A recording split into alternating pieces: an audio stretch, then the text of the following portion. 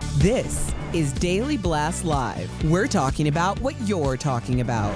Get real. You all ready for this?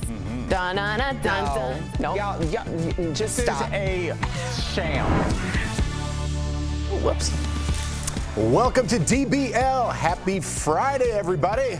Yeah. Woo-hoo! Why'd you get up there so everyone could see your It's a mechanic jumpsuit, suit? guys. I like that. And it has very pockets. nervous about you doing. Okay, my bad. Okay. Al's absolutely. Yeah, that was. We were 2 seconds from YouTube. Okay. Which actually, We're on if you want to try it again, Yeah. go viral. Like get some eyeballs on the show. All right, guys, let's get to it. Today is the day the Academy Board is meeting. They're going to decide what consequences Will Smith is going to face for the Oscar slap. Will resigned from the Academy. We talked about it last week, and that's why the meeting was moved up. But reports say members are split over what to do, and the decision could go down to the wire. Meantime, there's a resurfaced video of Jada and Will that's going viral. It was initially filmed by Jada on her Instagram live back in 2019, and it's raising some interesting questions about their relationship now. Let's take a look. Would you say she has been instrumental in you and I redefining our relationship? I would say don't just start filming me without asking me. Oh my goodness. I'm still dealing with foolishness. My social media presence is my bread and butter, okay? So you can't just use me for social media. Please watch us stare at the red table because she's helped us a lot. Can't you tell? Let me kick things off by saying my wife is big into social media. That's what she does, right? And a lot of times she asks me to do things, and I'm happy to do it. But sometimes I kind of felt like Will in that video. You know what I mean? Like, I'm not having it today. And if she would have posted that after I told her I don't really like it and I was not in a good mood, and I was like, you know, my social media, I was telling her how I feel, and she posted that, that would be a problem for me anyway. Yeah. I mean, it's That's a conversation you related to. It's Oh, yeah. the world into your living room, into your home, and especially when you're not ready. You know, even if somebody's just like FaceTime with somebody and you just walked in the door from DBL and kids are running around and somebody's like, talk to my mom. It's like you probably love your mother-in-law, but I'm sure you do, but you need a second. And sometimes you don't want a camera in your face. And I feel like that was a microcosm for a bigger issue, that you're not reading your partner's body language and their words very well because they're telling you, I'm not digging this. And you're like, yeah, but still. Right, that's like not good. it's, to be honest, a little disrespectful too. Like, my husband doesn't want his finger on in the camera shot. He doesn't want anything, and I have to really respect that. I want my whole life on camera. That's a very different philosophy of life. I think red table talk, everyone's been approving it and loving it, and it's so transparent. But there comes a time when maybe it's like a little too transparent and it's a little bit too out there, because she talked about their entanglement affair. I mean, all of this kind of emasculates Will in a way over and over and over again, where we've seen the memes, we've seen it over and over again. So did red table talk start the pebbles that became stones, that became a thing that led him to that? I don't want to blame Jada for that, of course, but you do see it can cause problems. It can be complicated. I think it took away the veneer of who Will Smith was, because let's be honest about what social media did. It peeled away the wallpaper that made me think that, and most people think that Will Smith was better than me. You know, when you saw his house, he's been in every movie ever, you know, and you're just like, I want to be that guy. And then you see him on Red Table Talk in a t-shirt crying.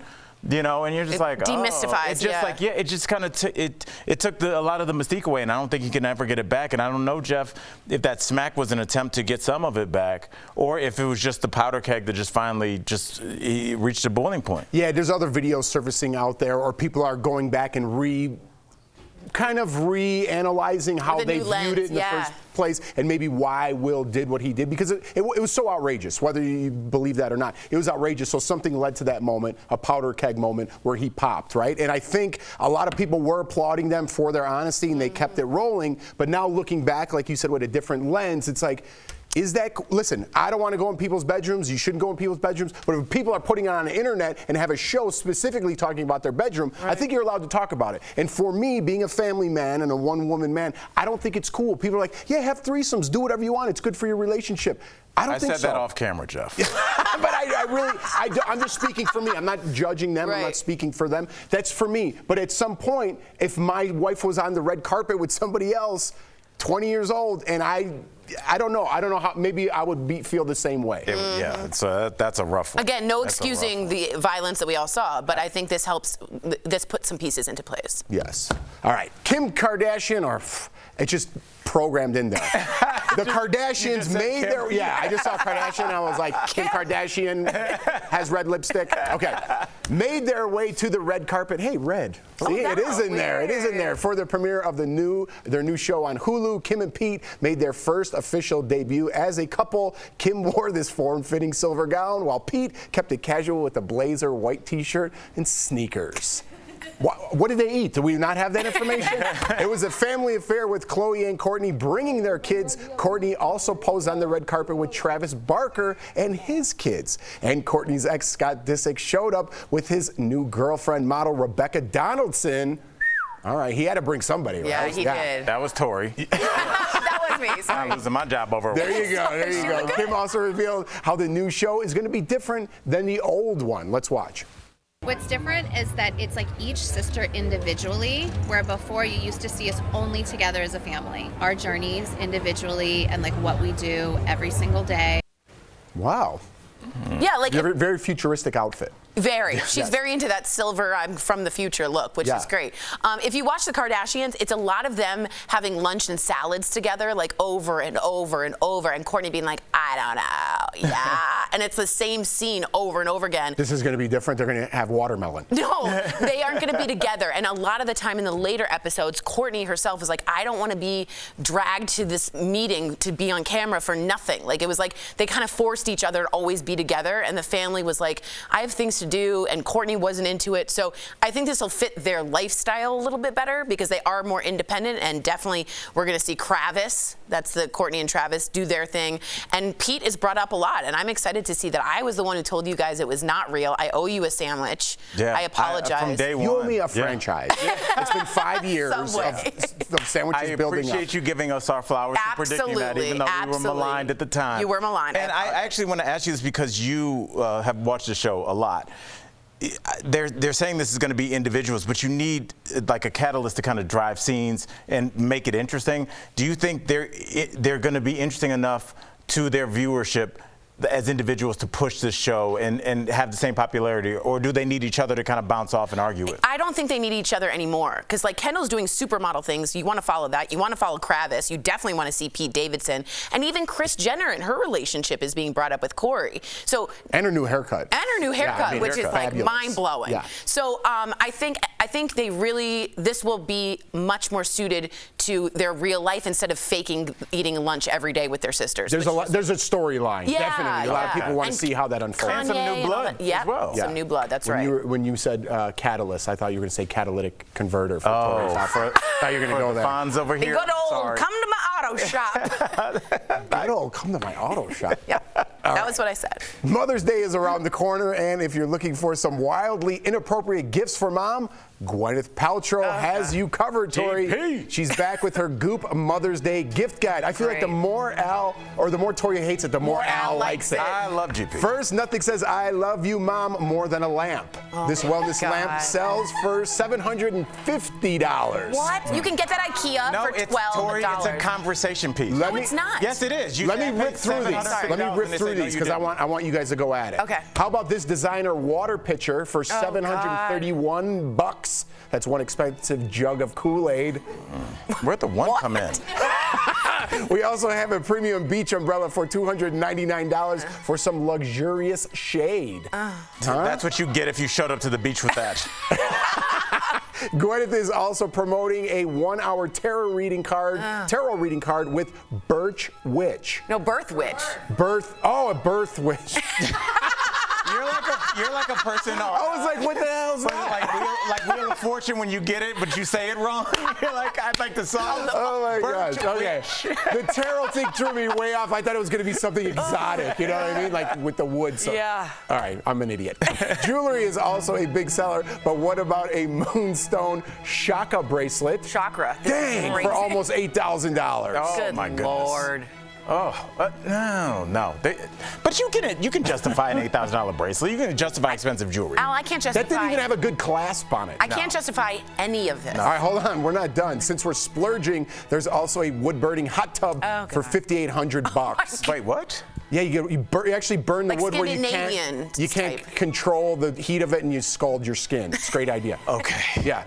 All right, Gwyneth is known for her candles, so how about this sexy candle that melts into body oil? Yes, and then melts you right to the emergency room. After you get out of this scalding hot bath. Yeah, I don't like anything that's like trying to be romantic with a flame. I know some people are into that, but I wasn't. I like the bracelet.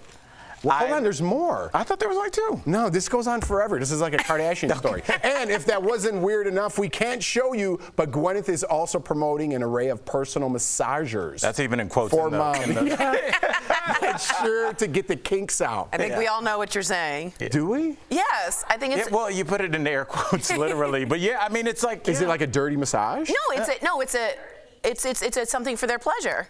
Yeah, but dirty massage. It could be used for a massage, which is what it's supposed to be used for. If you don't use it for that, that's on you. But it's a massager. But it could be used for other things. I think I got it. You got it. All right. I'm still wondering what a birch witch is. All right. Coming up on DBL, our interview with Mark Wahlberg. Yes. You won't believe how much I have in common with him. Oh, boy. Plus, how we got the Catholic Church on board with his new movie. But first, Paula Patton responds to haters after a fried chicken controversy. Yeah. That story and more. And what Erica's watching, stick around. It wasn't fried. I don't know.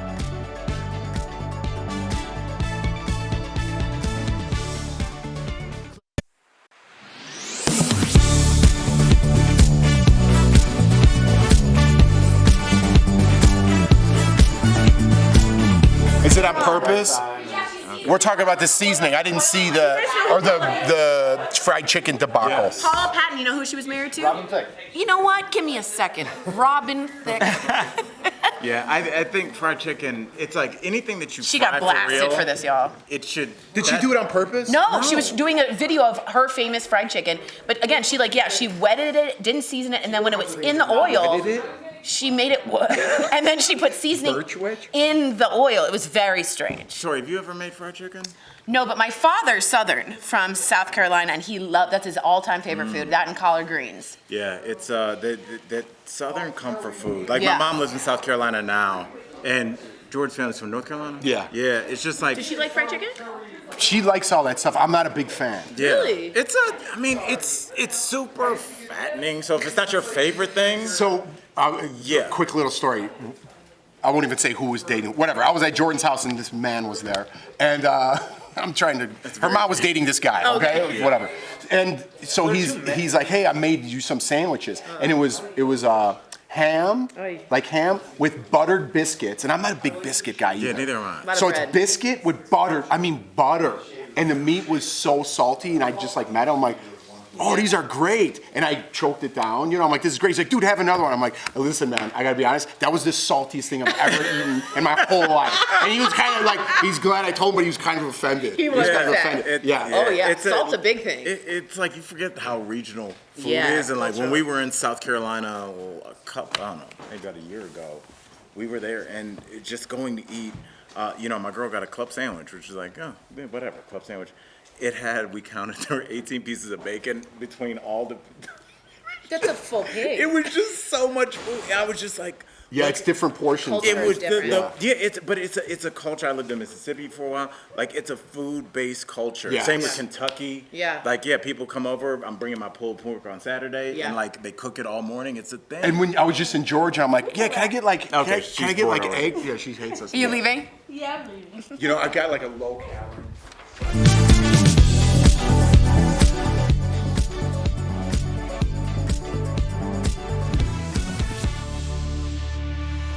Paula Patton's soul food is slammed. A former Atlanta housewife is squashing beef with a sitcom star, and Monique is making her way back to Hollywood in this week's What Erica's Watching.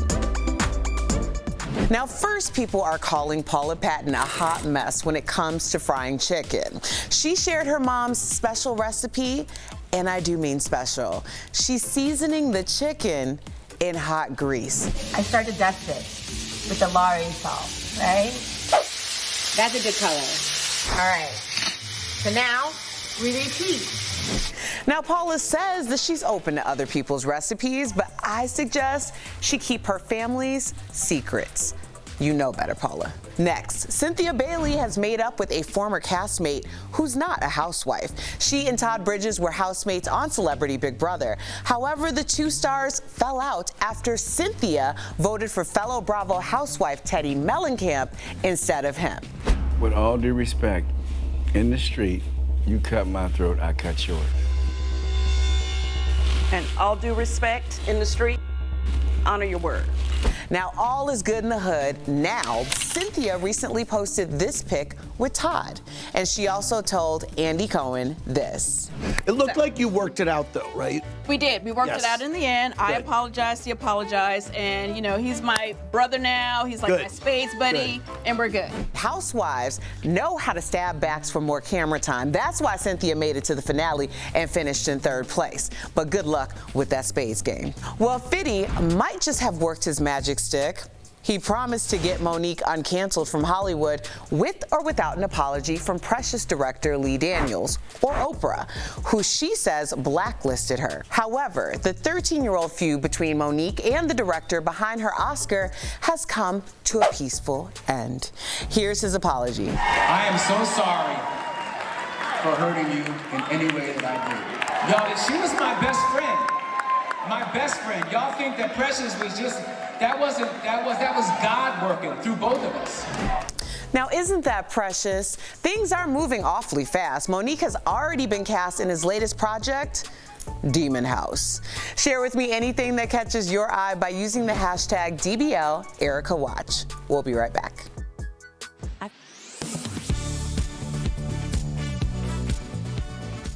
To buy a house, rent an apartment, get a loan, or do just about anything involving credit, the lender is going to look at your credit score. This is a number that predicts your ability to pay back a loan based on your credit history. Every so often, the history of credit scores comes up among younger adults on social media when discussing how different it is today to make big purchases compared to past generations. So, let's verify. Were credit scores, as we know them today, invented in 1989? Our sources are financial data company FICO, Credit Reporting Bureau Equifax, the Fair Credit Reporting Act, the Equal Credit Opportunity Act, and financial management education blogs OpU and badcredit.org. The first credit bureaus opened in the mid-1800s, but they didn't use the scoring system we have today. Instead, badcredit.org says their standards varied widely. Some use subjective character judgments and biases, like a person's race, gender, and marital status. There also wasn't a universal system. So, for example, there'd be one score for mortgages, another for auto, and a separate one for personal loans. In the 1970s, Congress passed 2 laws to prevent discrimination and make credit reporting data more accessible. In 1989, FICO created an algorithm for a universal score that ranges from 300 to 850 based on the likelihood that you'd repay any type of loan. A FICO employee blog post says the score system took off and is now used by all 3 major credit reporting agencies. So, yes, credit scores as we know them today were invented in 1989.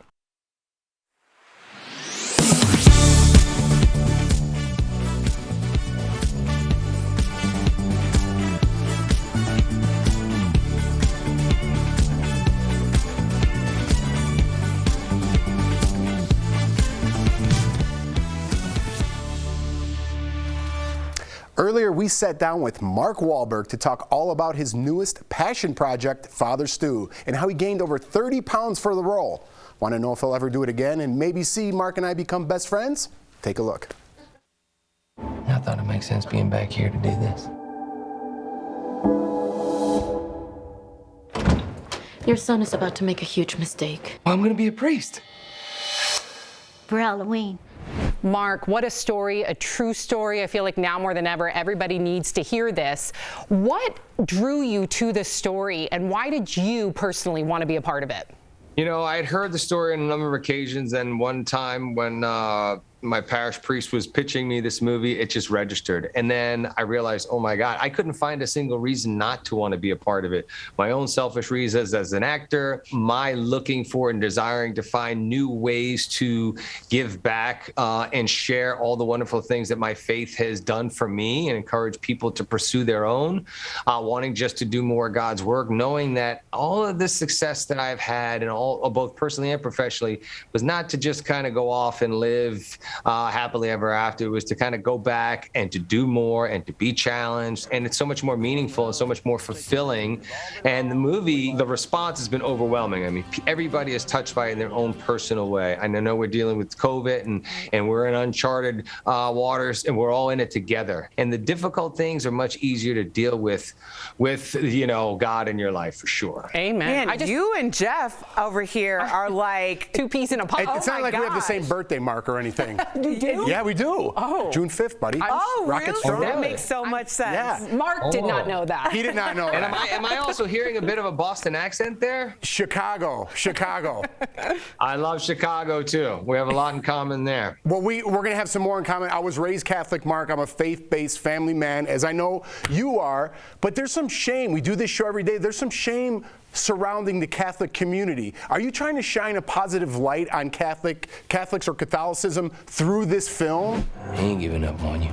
Don't you dare go giving up on yourself. Hear the trumpets, hear the pipers. Whatever was going on with the church needed to be addressed. Right. It needed to be addressed a long time ago. But the big reminder here is this is not so much about the church. It's about the guy who died to build it. Everybody else is human. We're all weak. We all make mistakes. I think the Archdiocese and other people were surprised. Anytime you're making a movie about the church, they just assume that it's some sort of negative sort of thing. And so when they read the script initially, there was some harsh language in the first couple pages. So they did not support the film. Now, having seen the film, they are supporting it and giving us the most glowing reviews.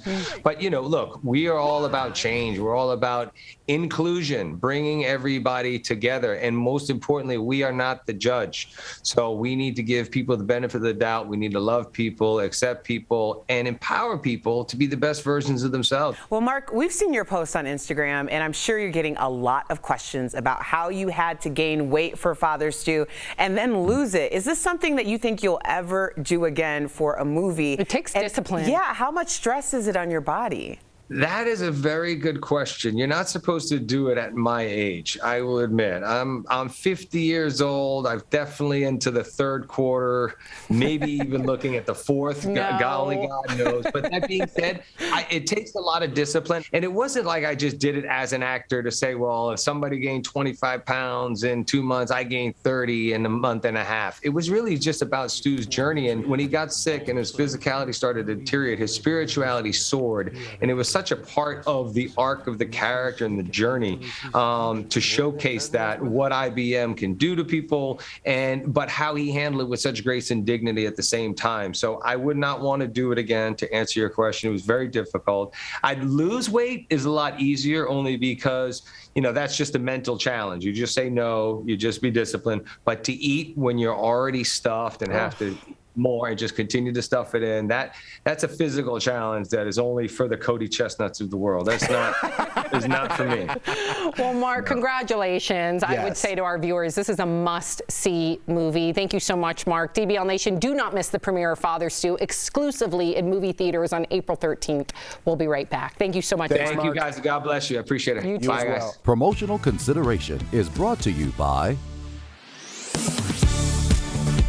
Yes or no? Do you or did you have student loans at any time in your life? I'm hearing a lot of yeses through the TV. Okay, well, you are not alone. Pun intended.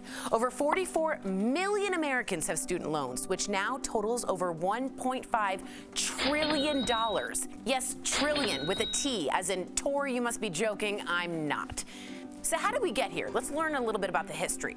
Let's back it up. Beep, beep, to the 1950s, where the twist was popular, but so was segregation and inequality.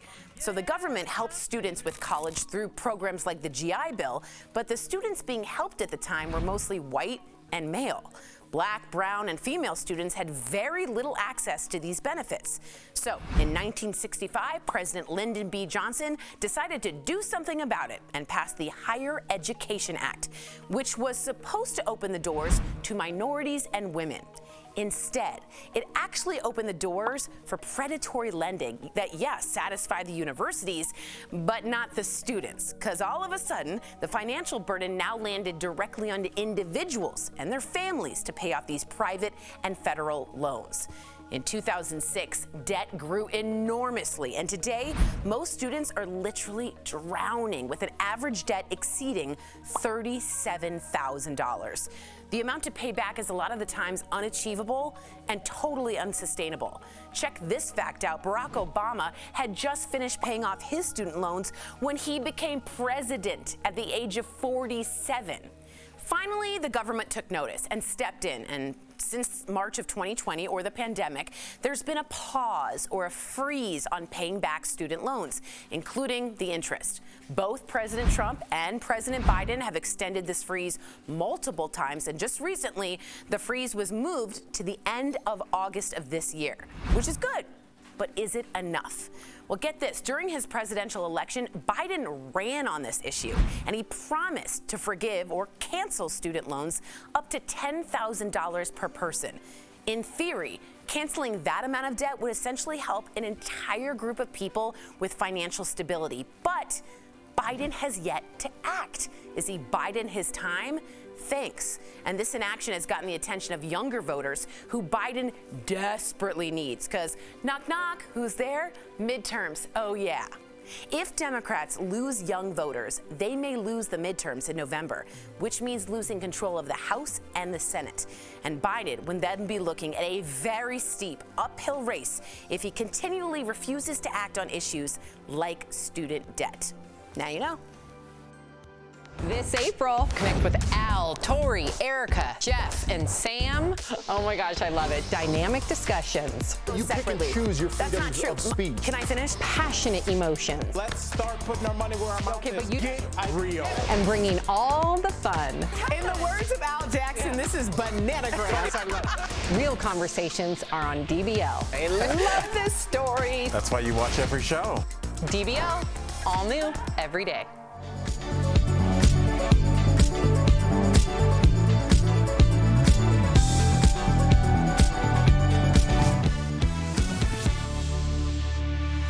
Welcome back. Gas prices might be soaring, but don't let that stop you from hitting the road. That's today's Auto Alert, sponsored by Ox Car Care.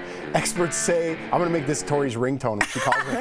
Experts say if your trip is under 800 miles with more than 2 people, it's actually cheaper to drive. Next, 50 miles per hour is the magic number. For most cars, fuel economy peaks around 50 miles per hour, giving you the biggest bang for your buck. Last, pack your own food. Stock up on food and drinks and throw it in a cooler. Ox Car Care is dedicated to providing you with an amazing auto protection plan. If you're looking for better car care, give them a call today at 800-211-3448.